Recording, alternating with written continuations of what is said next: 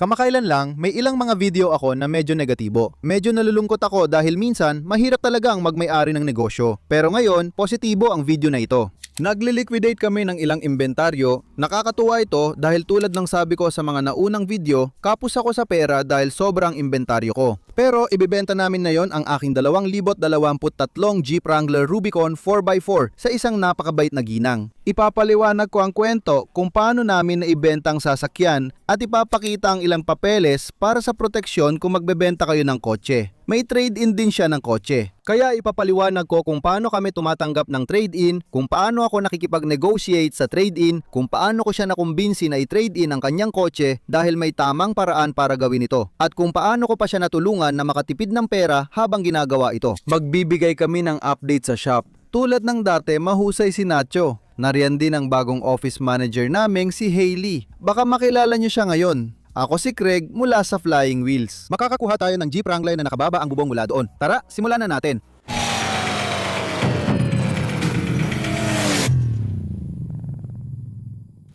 Kaya update lang, maghintay at maging matiyaga. May nakilala akong mabait na ginang sa pulang jeep. Lumapit siya at inalok ipagpalit ang jeep dito. Madali itong ibenta dahil bagong-bago at walang sira. Walang sakit ng ulo pagkatapos, sana magtuloy-tuloy. Ang mahirap ay ang pagbebenta. Hindi naman agad pagkatapos ng bentahan. Nabenta ko ang jeep sa marketplace pero marami pa akong inasikaso bago umabot doon. Table lang ang kinita ko. Minaneho ko ito, nagbayad ako ng 3,000 at 50,000 o 36,000 isang taon nang nakalipas. Bumili ng soft top ng 1,000 piso, nagdagdag ng 10,000 milya at naibenta ko rin halos pareho ng halaga. Parang libre ang kotse ko ng isang taon. Para sa akin, maganda pa rin ang naging deal. Nacho, bago tayo umakyat sa bubong, nailabas na ba gamit ko sa jeep? Sige, tanggalin mo lang ang New Hampshire sticker ko dito. Sige, at pakipunasan mo na rin ang windshield ko mula sa dash camera. Medyo madumi na. Ayos, malaking tulong ang 3W floor liners ko. Parang bago pa rin ang carpet sa ilalim ng banig. Gustong gusto ko ang floor mats na ito. Ang galing. Nandito ang 3W liners ko, pati na sa Toyota Sienna. Nasa loob din ang dashcam ko. Iiwan ko na lang siguro ito para sa kanya. Pwede mo bang hanapin ang dashcam? Sa tingin ko, nahanap ko na rin. Nilagay ko na ito sa... Sige, tanggalin ang New Hampshire inspection sticker, linisin ang windshield. Ang ganda ng itsura ng kotse.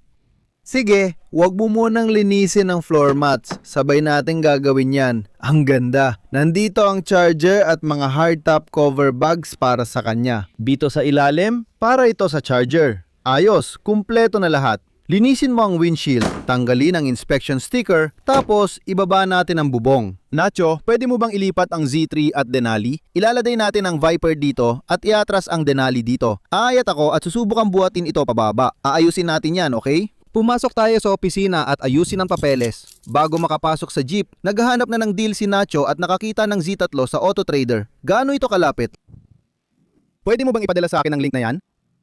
Paano kung si Nacho na lang ang maghanap ng proyekto para sa atin? Ayos yun. Kahapon, may mabait na babae na nag-message sa akin sa marketplace tungkol sa Wrangler ko. Isang may-ari lang, malinis ang titulo, walang aksidente, 18,000, maganda ang sasakyan. Kaya pinuntahan niya para tingnan. May luma siyang Wrangler at gusto niya na ngayon ang Wrangler ko. Na-negotiate ko na ang jeep niya para trade-in at gusto na niyang kunin na yon.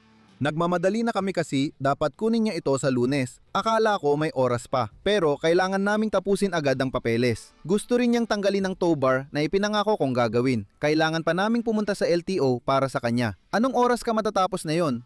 Akala ko napag-usapan nating 2:00, pero bahala ka na kung anong gusto mo. Sabihin mo sa akin, nasaan ang LTO? Ang Tesla? Yung libro? Oh, hindi ito, yung hawak ko. Sa bagong Sienna na nakuha ko, ang ganda talaga. Katulad ng 3W liner sa Wrangler, bumili rin ako ng isa pang set para sa Sienna. Kung mapapansin mo, kahit original na Sienna floor mats ito, medyo malambot at mukhang mumurahin pa rin. Ginagamit ko itong brand sa Wrangler at Ramco. Kumuha rin ako nito para sa Sienna. Tingnan mo kung gaano ito mas maayos ang fit. Ito ang factory rubber floor mat. Ito naman yung tatlong W-liner. Kita mo agad yung pagkakaiba sa tigas, kaya aalisin ko na yan at ilalagay ko ito. Itulak mo lang, iikot mo lang dito, maglalap na sa pwesto. Laser cut ang mga ito para talagang kasya sa sasakyan. Saktong-sakto ang fit at walang puwang. Dahil sa putik, ulan, yelo at snow, lalo na may mga bata sa minivan, mabilis masira ang loob. Bago pa ang Sienna pero ganyan na agad itsura. Madali lang ilagay, ikot lang sa pwesto. Sana may ganito na nung may baby pa ako. Walang puwang, ilagay mo lang dyan.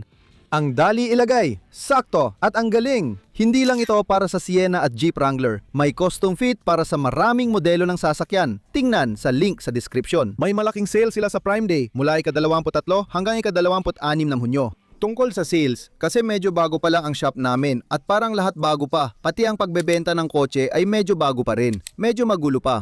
Una sa lahat, may 25 bagay akong kailangang gawin ngayon na dapat matapos. Kung may customer na alis ng sasakyan, bibigyan ako ng espasyo at magbabayad, iyon ang aking prioridad. Ang mabayaran at mailipat ang mga sasakyan, ang akin pangunahing prioridad kaysa sa floor mat sponsor na kailangan kong kunan ngayon o tapusin itong Denali.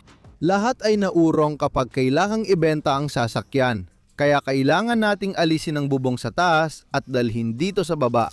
Hindi pa maayos na umaandar ang Viper na yon. Nakadisconnect ang baterya at madulas ang sahig. Sige, sagad pa kanan. Handa ka na ba? Kaliwa ulit. Todo pa kaliwa. Ayos lang. Todo pa kanan? Oo, sorry. Oo, todo pa kaliwa dito. Teka, gusto kong dumaan ka dito. Sige, todo pa kanan. Ayos dyan. Tapos, todo pa kaliwa ulit.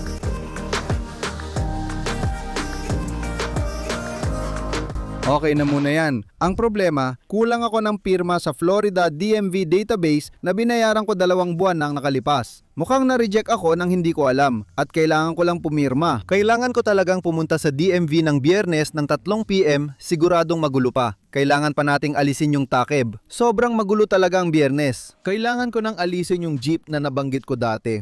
May Wrangler rin akong naka-consignment na hindi mabenta. Nandito siya para kunin yon, pero sabi ko kailangan ibaba ang presyo.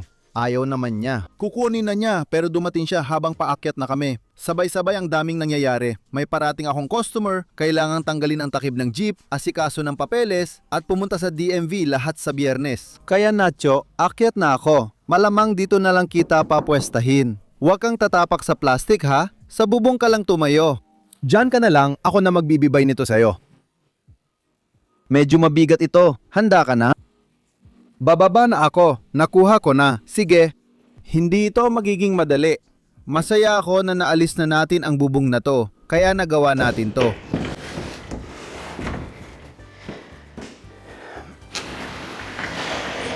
Okay. Tingnan natin kung kaya ko pa itong gawin.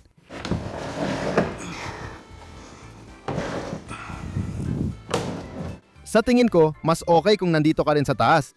Sige, hawakan mo to. Handa ka na?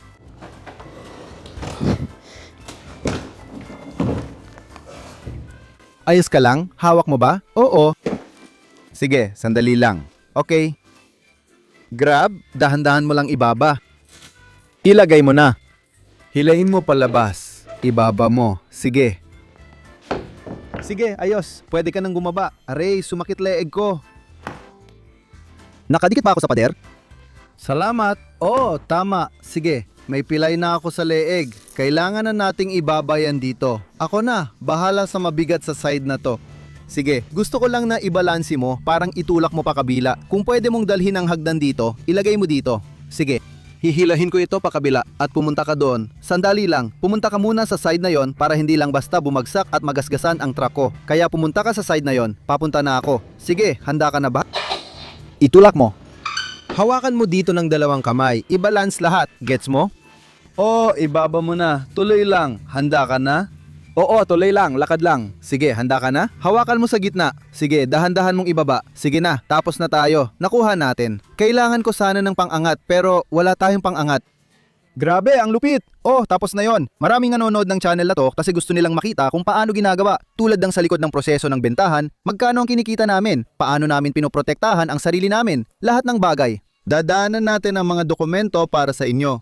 Nililinis ko lagi ang mesa kapag may parating na customer. Gusto ko alam ko agad kung may pupunta para sa papeles. Gusto ko ng organisado para mabilis at maayos ang proseso. Gumagawa ako ng 2 tumpok. Isa sa papeles ng customer, isa sa amin at pareho sila. Para mabasa ko at mapapirma ko sila ng sabay. Libreng oil change mula sa kanila. Pero under warranty pa ang powertrain at bumper mula Jeep. Ito, kopya mo. Pirmahan at initial lang dito. Yung isa para sa akin.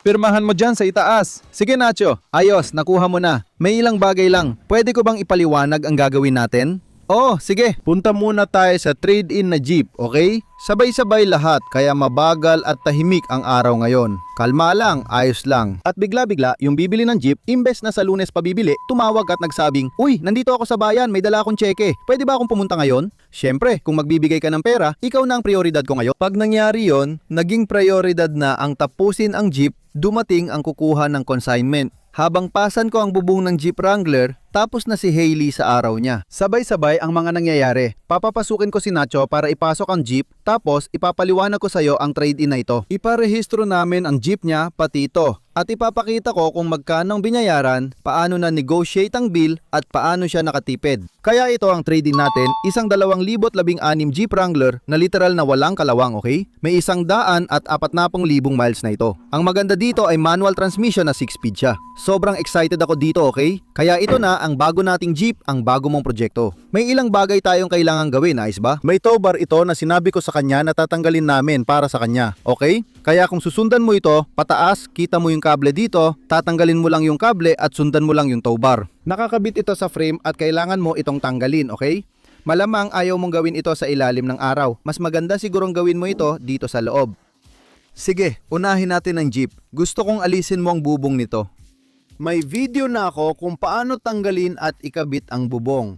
Ipapadala ko ito sa'yo pa isa-isa. Huwag mo ikabit, tanggalin mo lang ang bubong. Makakagasgas sa buong Jeep ang mga pirasong ito, kaya mag-ingat ka talaga ha. Kaya ipapadala ko sa iyo ang link ng Jeep para tanggalin ang bubong na ito, tanggalin mo na. Kailangan nung tanggalin ang mga riles, plastic na piraso at isama sa sasakyan. Ako lang ang gumagawa nito noon, mag-isa lang ako. Dito mo makikita ang halaga ng team. Tapos na rin ang mga papeles. Aalis ako para pumunta sa LTO na talagang ayoko pero kailangan kong gawin para sa mga tao. Pero aalis ako papuntang LTO. Si Nacho ang magtatanggal lang tow bar dito. Siya rin ang magtatanggal ng bubong ng Jeep na yon. Natapos ang lahat dahil sa pagtutulungan. Parang nasisimula na ulit ang Flying Wheels family tulad sa New Hampshire. Kaya makikita mo na hindi ko kayang gawin lahat mag-isa. Noong ako lang mag-isa, isang bagay lang ang nagagawa ko at wala nang ibang pwedeng mangyari. Ngayon, sabay-sabay ang maraming gawain, pagbebenta ng kotse, pagvi-video at pagbaklas ng pyesa. Kaya mahalaga ang TM teamwork, pero wala talaga nun. Nasabi ko na may mga kotse ako kahit saan. Nasa kondo ko ang Wrangler at consignment dahil dito ito nakarehistro at may parking ako. Limitado lang ang parking ko sa Florida. Pwede ako magparada ng rehistradong sasakyan dito, kaya dito ko ito nilagay. At kapag may gustong tumingin dito na wala namang gustong tumingin, kukunin ko ito o dadalhin sa trabaho sa araw na yon. Pero wala talagang gustong tumingin. Tapos na ang gawain. Wala na ang Wrangler sa paradahan ko sa kondo. At na yon, kailangan kong pumunta sa bangko bago sila magsara dahil malapit na silang magsara. Tapos kailangan ko rin pumunta sa LTO bago sila magsara. Kaya nagmamadali tayo ngayon sa maraming bagay. Pero binebenta pa rin ito. Kung interesado, kontakin ako sa www.flyingwheels.com. Pwede ko silang tawagan kung may gustong bumili. Astig talaga ang pamilya ng Jeep. Bihira kang makakita ng supercharged na Jeep Wrangler. Astig yung ginawa niya. 6 na bilis pa. Sige, wala na si Wrangler. Magdedeposito ng tseke, tapos sa LTO. Natatapos agad ang nasa listahan.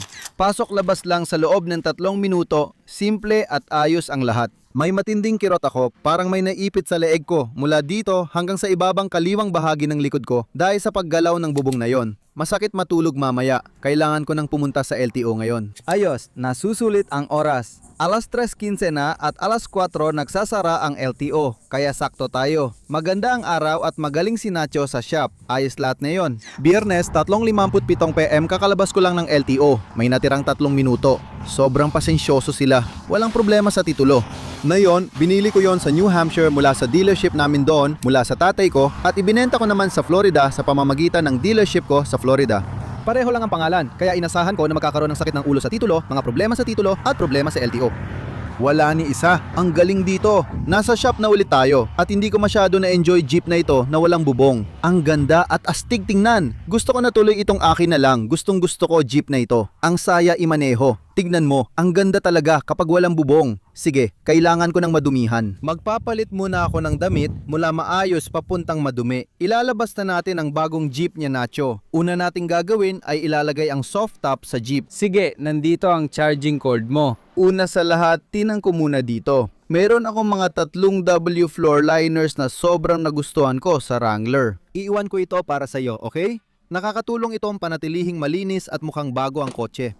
Sakto ang gupit nito para sa sasakyan mo. Iiwan ko lahat para sa'yo. Sige, at talaga namang, huhugutin mo lang ito at huhugasan, kuskusin at parang bago na ulit.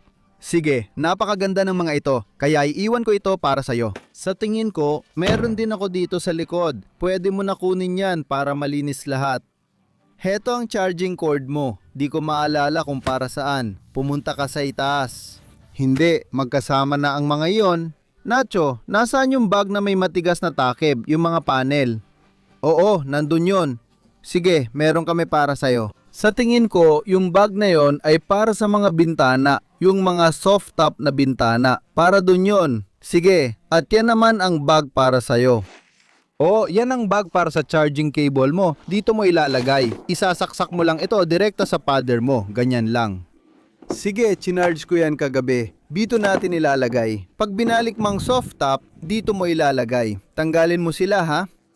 Gumawa ako ng video kung paano ibalik ang soft top. Ipinadala ko ito kay Sensitibo para may gabay ka sa pagtanggal ng hard top at pagbalik ng soft top. Ang maganda sa Jeep, ipinakita ko sa video ko na akala ko hindi napapababa ng patagang upuan. Mali pala ako. Iusog lang paabante at mapapababa ito. Pareho lang, itilt paabante at hawakan sa ilalim. Gamitin ang iyong mga binti sa pagbuhat, hindi ang likod. Sige, kung bukas ang bintana, dadaan ito sa spare kaya wag itong isara. Gusto natin itong bukas. Sige, hawakan ng mas malayo sa likod, buhatin at ipatong. Sige. May ilang clip na yon. Sandy, kapag itinugma mo ang mga clip, papasok sila ng tama. Lalapit ako para tumulong. Ayokong magasgasan ng kahit ano. Heto na. Ito na. Sige, tingnan ko muna. Ingat sa daliri mo anak, nakakabit na tayo. Ikakabit natin ang hardware para sa soft top. Gusto mo bang ilagay ang freedom panels mo? Oo, ilagay natin. Kaya kong ikabit lahat ng bolt. Basta makuha mo ang hardtop parts at may baba ang mga harapang fender. Ayos.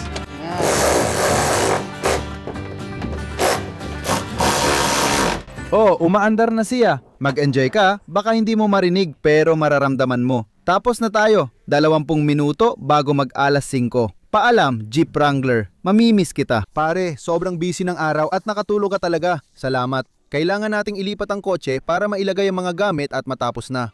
Biyernes, alas 5 na. Kinain na tayo ng oras. Nailabas na ang Wrangler sa kondo ko. Wala na sa consignment. Nabenta na ang Wrangler, tapos na ang papeles at narehistro. Nagaskasan ng konti ang Denali nung tinanggal ang bubong. Kailangan ko na talaga ng masahe ngayon. Matagumpay naman ang araw. Ililipat natin ang ilang gamit tapos ipapaliwanag ko mamaya ang tungkol sa trade-in. Kaya sa Wrangler na ito, ipapaliwanag ko kung paano gumagana ang trade-in. Sa totoo lang, nakakabuti sa may-ari ang pag-trade-in ng sasakyan dahil nakakatipid sila sa sales tax. Sa pag-trade-in ng sasakyan, nakatipid sila ng daan-daang dolyar kaya tinaasan ko ang alok ko at nakuha ko ang sasakyan. Sabi niya, ibebenta ko na lang ito sa anak ko sa presyong yon. Sabi ko, ayos lang, pero kung gusto mong i-trade in, magagamit yon bilang tax credit. Kaya hindi mo na kailangan magbayad ng sales tax doon.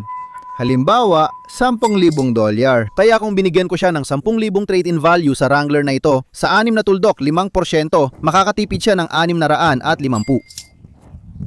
Kaya parang nakakakuha talaga siya ng 10,650 para sa trade-in niya. Kasi nakakatipid siya ng 650 sa sales tax. Sana malinaw yon. May insentibo sa pag-trade-in ng sasakyan dahil mas malaki ang matitipid mo kahit mababa ang trade-in value. May dagdag na detalye pa doon. Sa tingin ko, nasabi ko na. Sobrang pagod ng otak ko ngayon. Kung may alam kayo kung paano ko magiging mas epektibo, pakisabi naman dahil pakiramdam ko parang hinihila ako sa napakaraming direksyon. At malabo na ang isip ko ngayon. Kita nyo, nanonood kayo dito, alam nyo kung paano lumago ang dealership? Noon, 2 buwan halos walang laman ng garahe. Tapos tinulungan ako ni Nacho na pinturahan ito, ayusin ang sahig at lagyan ng ilaw. Pagkatapos ng ilaw, dinala namin ang mga gamit ko. Tapos nagkaroon kami ng maliit na lift. Susunod, kukuha kami ng mas malaking lift. Kumuha ako ng opisina sa labas dahil hindi ako pwedeng mag-opisina dito. 1 buwan din, walang laman kasi wala akong oras. Si Hailey nag-ayos at nag-asikaso ng lahat ng dokumento. Ayos at organisado lahat. Siya ang nag-aayos habang si Nacho ang gumagawa dito sa loob at siya rin ang nag-aasikaso ng papeles. Tumakbo ako para ihatid ang customer sa kotse nilang naka-consignment. Ang dami talagang gawain, hindi kaya mag-isa. Kailangan kong kumuha ng mga taong mas magaling pa sa akin. At yun ang ginawa ko dito. Ang goal ko talaga ay may mga taong tutulong sa akin sa mga gawain. Ngayon, balik tayo sa trade-in. Gusto kong ipaliwanag kung paano ko nakuha ang trade-in na ito. 2016 Jeep Wrangler ito na may 6-speed manual. Hindi ito perpekto, may kupas na dahil sa araw ng Florida. At syempre, gagamit tayo ng torch dito at mag-i-spray tayo ng parang textured coating sa grill na yan pagkatapos natin itong tanggalin. May mga bagong headlight bulbs akong gustong subukan dyan. Nagustuhan ko na kapareho ang kulay ng front center bumper. Pero mukhang kailangan ng paint correction ang buong sasakyan. Ipapagawa natin ito kay Nacho at ituturo sa ibang video.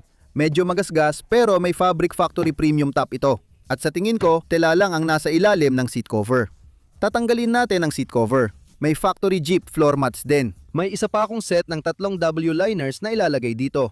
Kailangan ng radyo at konting trabaho. Medyo magaspang dahil gamit na, pero dun din nagiging masaya. Kaya ganito ang usapan. Mas kapaki-pakinabang para sa iyo ang tumanggap ng trade-in kaysa bumili ng sasakyan sa auction. Hindi mo alam kung ano ang makukuha mo sa auction. Hindi mo rin alam kung bakit pinalit ng tao ang sasakyan nila. At may mga dealer na kalaban mo rin sa auction. Sa trade-in, kayo lang ng customer ang nag-uusap at dapat patas ka. Naging patas ako dahil gusto ko ang trade-in niya. Pero nagdadalawang isip pa siya kung ipagpapalit. Ano ang magpapasya sa kanya? Ayaw ba niyang iuwi yon? Pwede niyang iwan dito at kunin na lang ang bagong jeep. Di na niya kailangan ng transportasyon. May benepisyo siya roon. Di mo na kailangang linisin, alalahanin o subukang ibenta sa marketplace.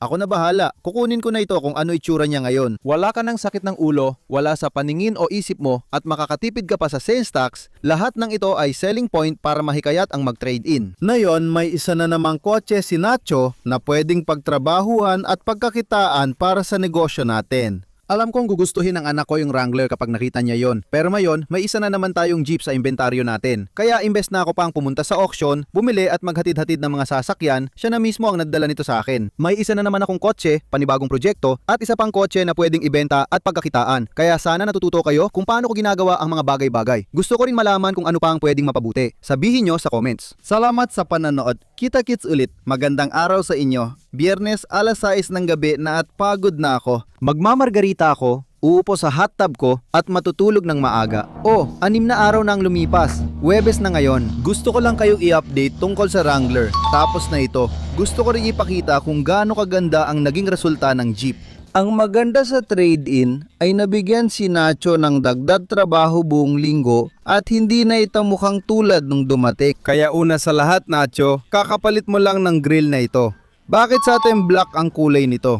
Yung grill na nakuha namin ay kulay orange imbes na pula. Nakakita ako ng grill sa marketplace. Una, ito ay may angry eyes na grill na hindi naman gusto ng lahat. Hindi ito para sa lahat. Tinanggal namin ang angry eyes grill dito. Nilagyan namin ng track bed textured coating kaya satin finish. Ipapalista ko kay Hailey sa marketplace para ibenta. Ganito itsura nila sa Jeep. Astig siya dito dahil sa daming aftermarket accessories. Pero gusto ko yung pulang Jeep ay magmukhang stock, lalo na harapan. Imbes na ito, bumili kami ng stock Wrangler grill sa marketplace para mas madaling ibenta na mukhang stock Jeep. Nakahanap ako ng grill at si Nacho ang kumuha kahapon. Hiningi nila $80 pero mga 30 o 40 ba ang binayad natin?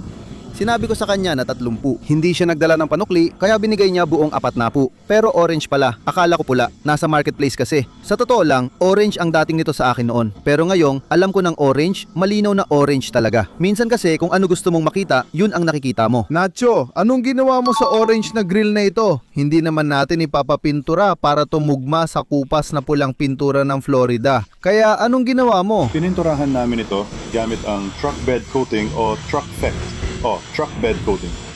Oo, kinayod muna namin lahat, hinugasan, tinakpan ng tape ang emblem ng jeep, tapos nilagyan ng textured coating. Kaya, makukuha mo yung parang satin black na itsura imbes na sobrang flat lang. At talagang may texture siya, kaya natatakpan yung mga imperfection. Kaya mas maganda ang itsura at tugma na tugma sa trim. Kita mo, itim sa itim. Ngayon, lahat ito ay kupas na. Anong gamit mo ngayon imbes sa torch? Gumamit ako ng trim recovery or repair spray. Nakita mo na akong gumamit ng grill torch o flamethrower ng paulit-ulit. Epektibo ito sa plastic, pero ayaw ng marami na mapanood akong ginagawa iyon. Gumagamit kami ng totoong trim restore na produkto. Inispray at pinupunasan lang. Pero pwede mo bang sabihin kung ano nangyari? Palagi ko rin itong sinasabi. Nilinis ko siya pero kadalasan nag-iiwan siya ng parang, alam mo yun, parang kapag hinawakan mong malinis na pintura, nag-iiwan ng mga guhit o parang marka.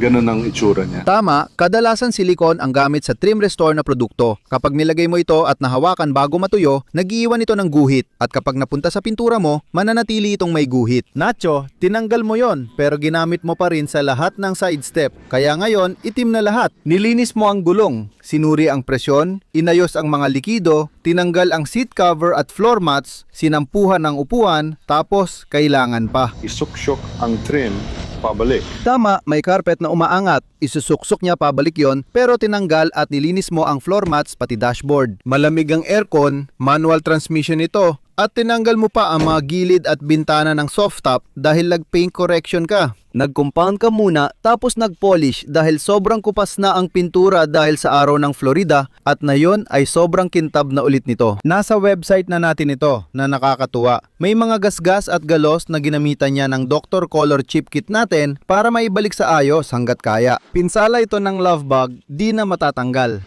Nasubukan ko na ba ito? Hindi pa talaga. Pag dumikit ang love bug sa kotse mo at di mo hinugasan, tumitigas sila parang semento at di mo na matatanggal. Ganyan talaga sa Florida, kakaiba. Ginawa lang itong mukhang malinis at stock na jeep. May isa pa kaming pinalitan kaya tinanggal mo ang front trailer bar dahil may tow bar na nakakabit sa frame. Ibinaba niya ang shield, tinanggal ang trailer bar, 6 na bolts at wiring harness na mabilis alisin papunta sa taillights.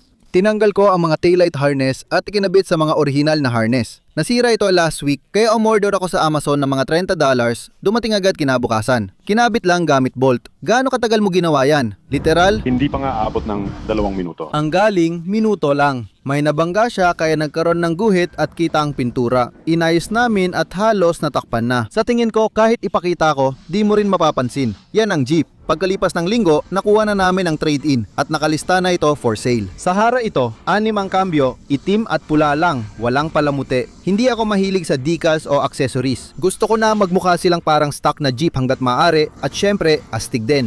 Kaya itim at pula lang. Ang galing mo, Nacho. Sa susunod na proyekto naman tayo. Salamat sa panonood ng mga video namin. Gaya ng lagi, salamat. Masaya itong project na to. Natapos ko lahat sa isang araw. Ay, teka, mali. Natapos naming lahat sa isang araw. May isa pa. Palaging sinasabi ni Nacho. Nacho, palaging sinasabi ng mga tao. Siguraduhin mong maalagaan kita. Siguraduhin mong maalagaan kita. Tinawagan ko siya nung linggo. Ano nga ulit ang sinabi ko na gusto kong gawin natin nung linggo? Lunes. Saan nga ba tayo dapat pupunta? Sa auction. Dadalhin ko sana siya sa auction dahil bibigyan ko siya ng $1,000 at hahayaan siyang bumili ng kotse. Kakakuha lang niya ng lisensya sa pagmamaneho. Kaya bibigyan ko siya ng pera, hahayaan ko siyang pumili ng sarili niyang kotse. Tumanggi siyang pumunta sa auction at di niya sinabi kung bakit. Nacho, imbes na pumunta sa auction, anong binili mo? Tingnan mo ang saya at ngiti niya. 2,012 BMW. Magandang kotse, magandang sakyan. Ngayon, may isa ka na namang laruan na pwede mong ayusin, linisin, i-detail at pantrabahuan sa shop natin. Congrats sa bago mong motor. Hanggang dito na lang muna. Gusto ko lang magpasalamat sa panonood ng mga video na ito. Salamat sa suporta sa channel at sa pagsama sa mga adventure. Nakaka-stress talaga dahil nakita mo kung gaano kadami ang nangyayari sa isang araw. Lahat ng ito para sa benta, bayad at mapasaya ang customer. Dumating siya, nakuha ang tow bar niya ngayong linggo. Iniwan ang titulo ng jeep, ayos na lahat. Nasa akin na ang titulo, nakuha na niya ang tow bar at sobrang saya niya. Nakita ko siya ng 2 beses at gustong gusto niya ito. Ganyan talaga pag nagbebenta ng mas bagong sasakyan. Yung Altima sa dating video, di ko nagustuhan. Mahirap kausap at bentahan ng customer. Mataas pa inaasahan nila. Pero pag mas bago ang kotse, mas matagal mong hawak. Wala akong kita dito pero masaya ang customer at may warranty pa. Kaya walang problema pagkatapos ng bentahan. Salamat sa panonood. Kita-kits ulit. Magandang araw. Paalam.